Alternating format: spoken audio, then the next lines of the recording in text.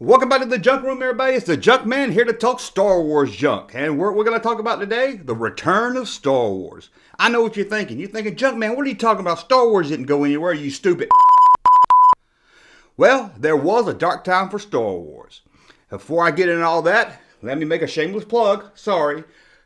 Please support us on Patreon. There you'll get an exclusive video. Me doing outtakes. I know I make this look easy, but it's not as easy as I make it look.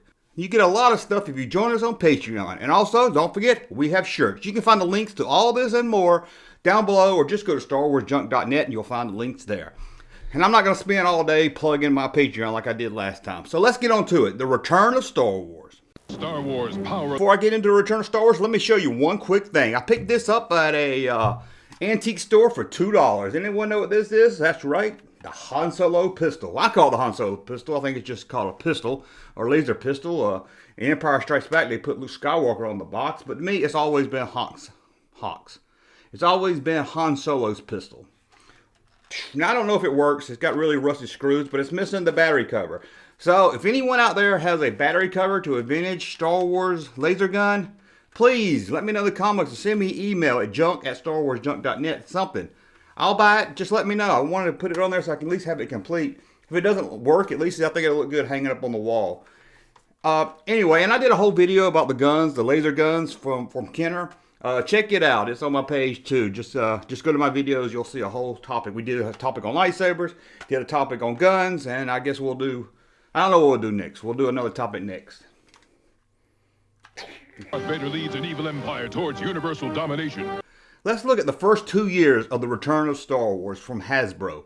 Now, I call this the orange card era because they were on cards. Some people call it a red card. I always called it orange card. That's all I heard back in the 90s. You know, you young kids always got to change everything. Walrus Man became Pamdabala. Orange card became red card. Luke Skywalker became Farm Boy Luke. There's no Farm Boy Luke. Stop saying Farm Boy Luke. You can check the list of all the Kenner toys. There's no Farm Boy Luke. Not in the vintage era. Well, I'm rambling again. It just gets me so upset. So let's start. The summer of 1995, Star Wars was back. And back then we had a little bit of the internet. I was on Prodigy or American Online or the news groups, and I heard rumors that, hey, they were hitting stores. I would check my stores every day. Nothing. No Star Wars. And then one day in the summer of 1995, I walked into a Service Merchandise. And there they were, on the shelf, the Star Wars action figures that I seen in pictures months before in the Action Figure News Digest, a must-have for toy collectors in the 90s. Sorry, Toy Fair, but Action Figure News and Action Figure Digest, that was the real deal. Hasbro, again under Kenner, released the classic Star Wars figure, a Han Solo, Luke Skywalker, Darth Vader, and Chewbacca that looked like the vintage action figures. And here's one right here. As you can see, it looks very much like the vintage, but this is a 1995 collector's vintage Chewbacca. I can't show it on the camera, but his feet say 1995 on the bottom. A trained professional like myself can tell the difference, and the weapons are a little more rubbery. But this upset the collectors community. Collectors were worried that these would sell to collectors. Back then, we didn't really have eBay. Most of what we bought of vintage was out of Toy Shop magazine, black and white photos. If you put a black and white photo of this up, you couldn't tell if it was a vintage one or the 1995 one. Anyway, collectors were upset. They feared Hasbro was just going to re-release all the old figures and make their collection worthless.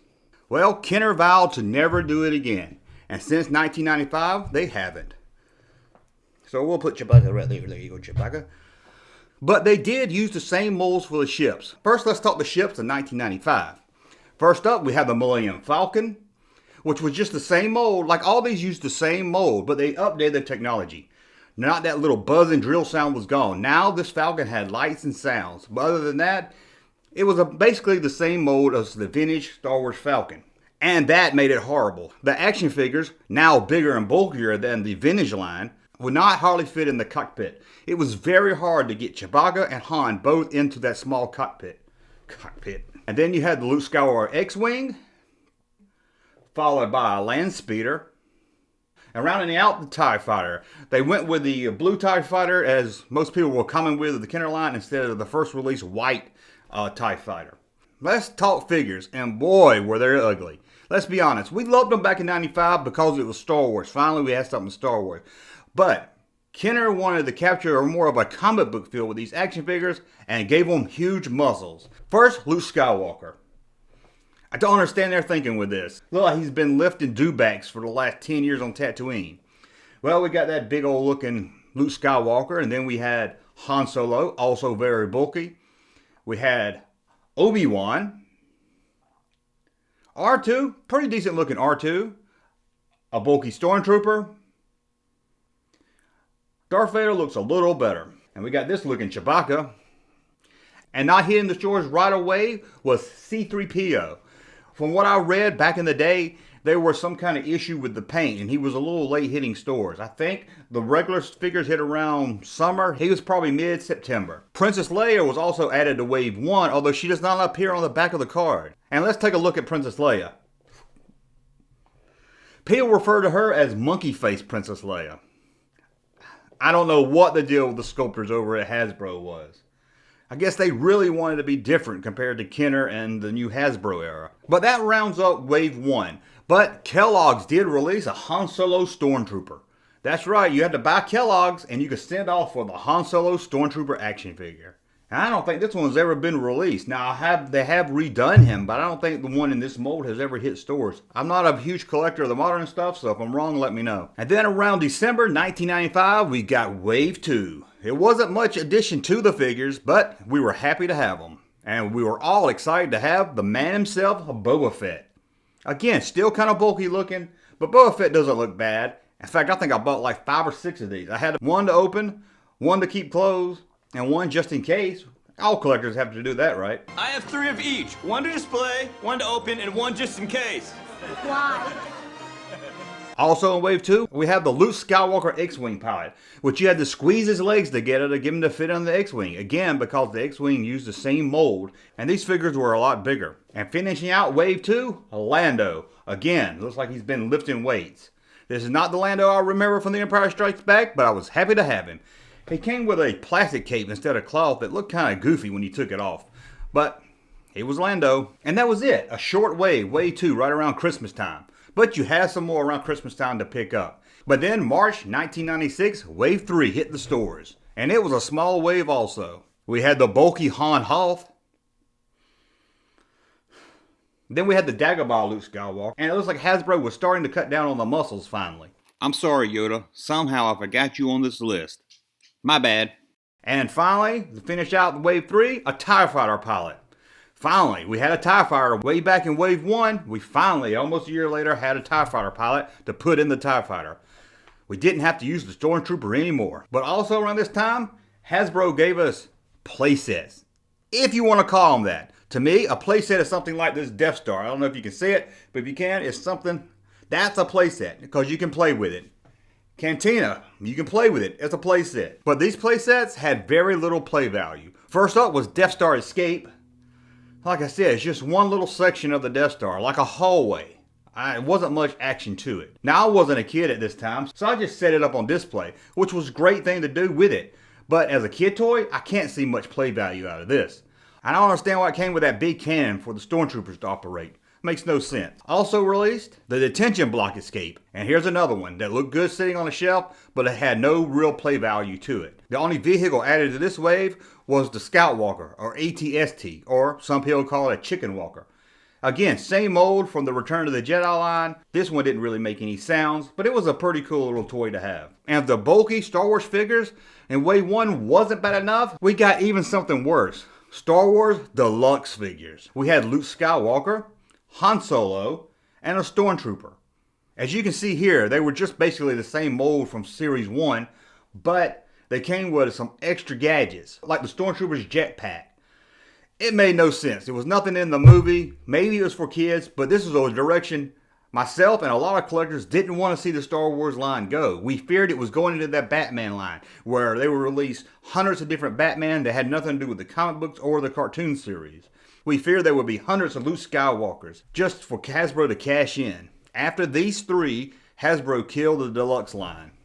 Thank you, Hasbro. But around the same time as the Deluxe series, Wave 4 hit. But it only gave us 2 action figures, a Han Solo in Carbonite, Pretty cool. I love this one. Although the Han didn't really look that good, but I've always been a sucker for Han and Carbonite stuff. And the Luke Jedi. First he came with a brown vest, and then they replaced it with a more darker vest. I never liked the cape for this figure, and again, I wish they would have done a cloth cape. When they do the plastic capes, they just look really bulky and dumb. To me. A snowspeeder was also added to the line at this time. Again, the same mold from the original Empire Strikes Back with new sounds. And they also released a new speeder bike, which is almost identical to the vintage one. Except for a little different paint job, there's not really much difference in it. At the same time these toys were hitting the shelf, so was the novel Shadow of the Empire, which also had a soundtrack, a comic book, and action figures. That's right, we got Shadows of the Empire. We had Chewbacca as a bounty hunter. The one everybody wanted the most, Leia as Bosch. Being that she was in Return of the Jedi, it was kind of cool having her, but she was on the Shadows of the Empire card. We had new fake Han Solo, Dash Rendar. We had Luke Skywalker with his wannabe Stormtrooper outfit as some kind of guard. And Prince Xizor. I think that's how you say his name, Xizor. Anyway, we came with the Prince guy. A green ugly dude with a ponytail.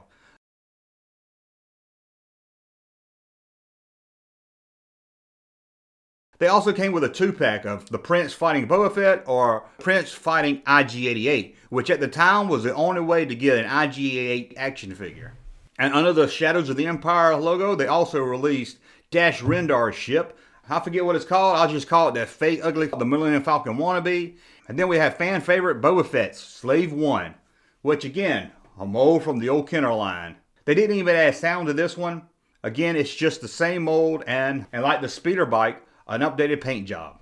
And then we hit Wave 5. These figures are later found on green card, but they are released on the orange card. And I'll tell you, these next 2 waves, I was a sucker for it. Trying to track down a green card and an orange card. And then I had to track down a green card with the hologram sticker or an orange card with a hologram sticker. I was a sucker for this stuff back then. I made Hasbro a lot of money, I'm sure. But Wave 5 saw one of my favorite Star Wars figures of this line, the Death Star Gunner. Now, I love the vintage Star Wars Death Star Gunner, and I was happy to have this one also. Although it would have been nice to have a new Star Wars Death Star playset for him to play in. Also added to the line, Greedo. And at this time, as you can see, the bulkiness was going away. Hasbro was starting to get a lot better with making these action figures. And the one everybody from this wave had to have, more than one of, this is the one fans have been screaming for years. Hasbro finally delivered, and it looked great. He was dirty looking, and he had the orange shoulder pad. We were happy with this one. Believe me, I bought an army of these. No other vehicles or playsets were added this time, so let's jump on to Wave 6. Hammerhead. Pretty cool. And next up, we got 2 for the price of 1, the Jawas. You buy 1, you got 1 free. And Hasbro took a old gimmick they had from Kenner's The Shadow line and put a little glass piece at the top of the Jawa's head so light would shine down to make their eyes light up. It was a neat little feature. And then they gave us Tusken Raider, another one fans have been waiting to get their hands on. And then Hasbro made the stupidest, ugliest action figure of them all. I don't know why they made this. I almost hate to show it to you. R5-D4. Now I know what you're thinking. You're thinking, what's wrong with R5-D4? I love R5-D4. Yeah, I love him too. But I don't remember him having a missile inside of his dome. I don't know why they did this. A stupid missile it launched off. It made absolutely no sense at all, and it's ugly and stupid. They just made an R5 with a bad motivator. You pop a button and his motivator shoots off. That would have been better than this crap.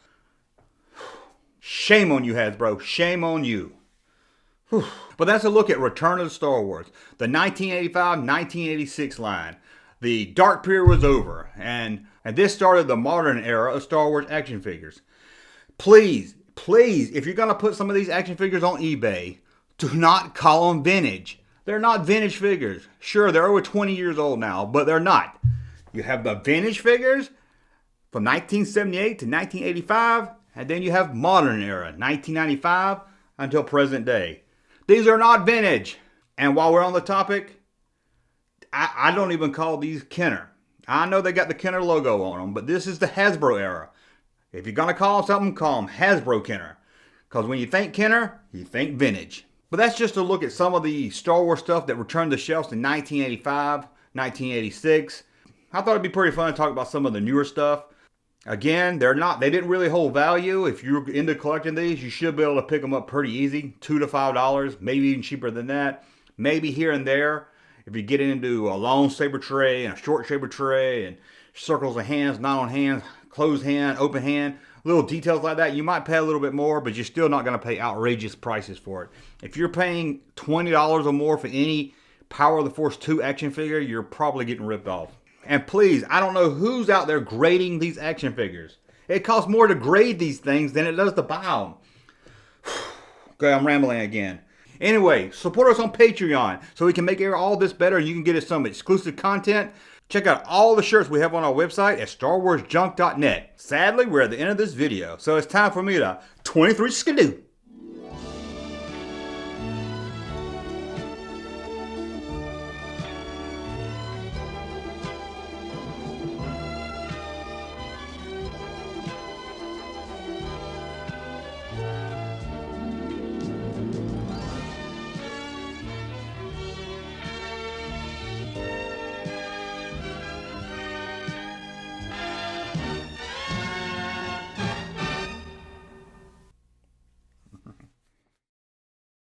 Thank you, sir, for that unsolicited testimony.